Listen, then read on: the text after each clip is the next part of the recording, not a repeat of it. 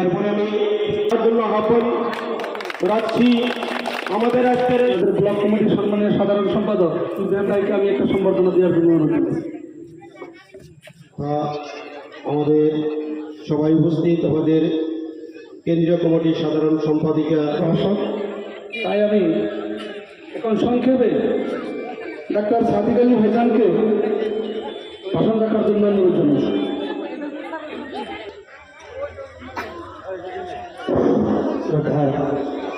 আজকের সভার সভাপতি সাইফুল ইসলাম ভাইকে প্রথমে আমি সম্বর্ধনা দেওয়ার জন্য আহ্বান রাখছি।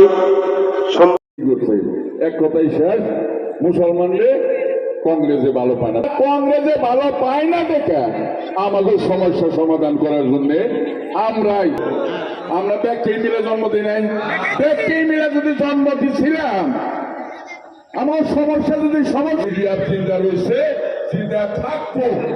কংগ্রেসে যতই কথা কই এদিন শেষ হবো সেদিন আমাকে সমস্যা থাকবো। আমাদের মাঝখানে জ্যেষ্ঠ